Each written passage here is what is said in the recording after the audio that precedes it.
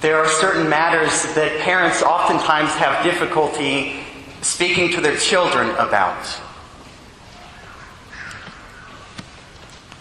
Memories from the past that not necessarily they want to keep hidden per se, but it's just difficult to discuss. Maybe because of embarrassment or regret, a certain shame.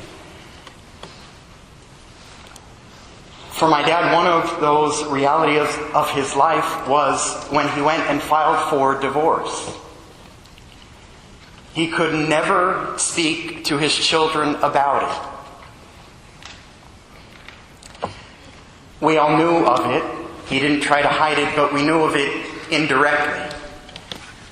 And I remember when I finally heard it from his own words, not from him in person, but watching a DVD of a talk that he had given at the University of Notre Dame. And when he shared the reason, I just began to cry. Because he said, the reason I went and filed for divorce is because I didn't think there was any other way that I could ever be faithful to God. That I did not think I could be His faithful disciple and stay in this marriage. And I began to cry because I realized how much my dad loved God. That there was nothing he was unwilling to sacrifice in order to be all His.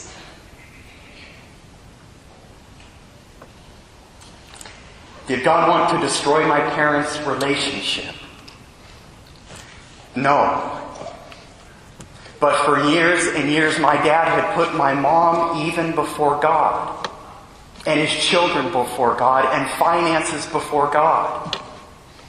When my dad was 35 years old, he went through a profound reversion, a return to the Catholic Church. Not that he had ever been completely away. Oftentimes he would still go to Sunday Mass, especially after he started having children. But in his heart, he was gone. The faith wasn't the center of his life, and he really didn't follow all of its teachings. And then he had this tremendous gift from God where he was given this light that he knew the faith is the truth, and that to live according to it is salvation. And he tried to share that with his family. My mom wanted nothing to do with it. Are you kidding? We're going to have to change those practices? Us, the kids, we thought he was crazy. Dad, are you kidding? Right? You want us to pray every day together? His friends, his extended family.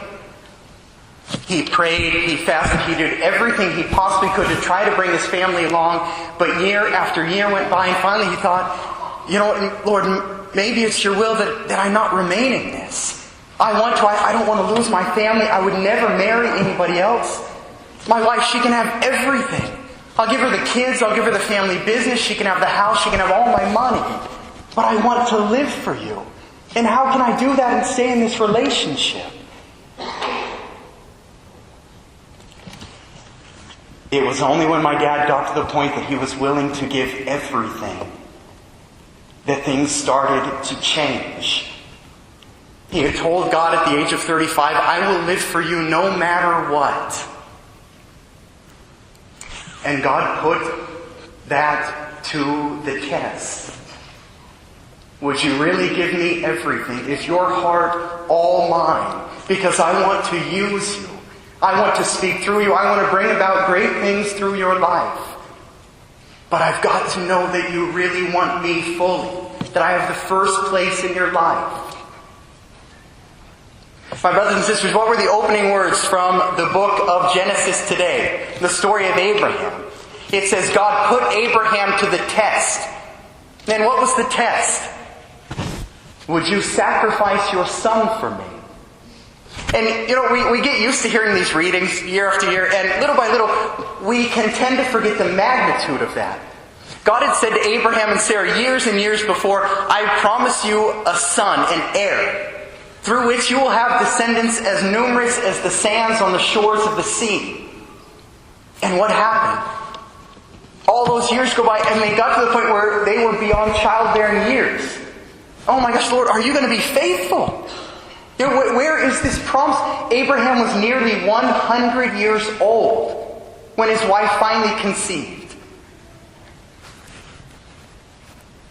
Imagine how they looked upon that one son, the apple of their eye, the center of their lives. And when he came of age, God said, I want you to offer him as a holocaust. Did he want Abraham to lose his son? No, he said, I want to see, would you not even withhold that which is most precious to you? Because I need to see, are you open completely to the blessings I want to pour out upon you? My brothers and sisters, our Lord wants to work in every single one of our lives.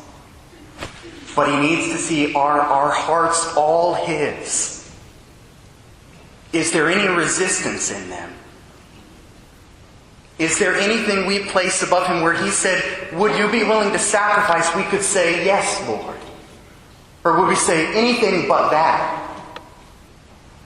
I can't tell you how many times people have come and they'll say, Father, I don't know what to do.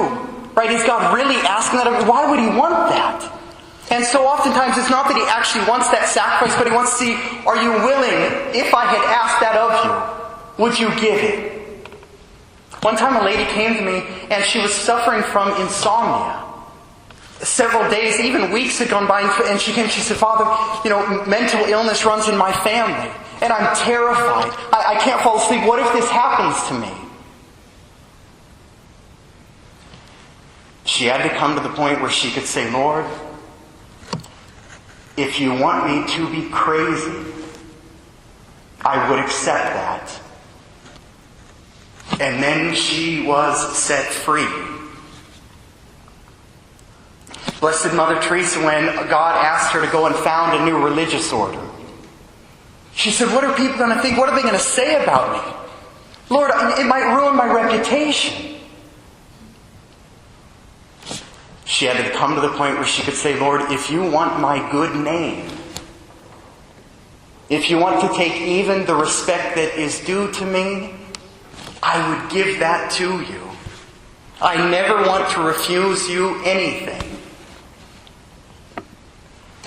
And then God could bless her abundantly.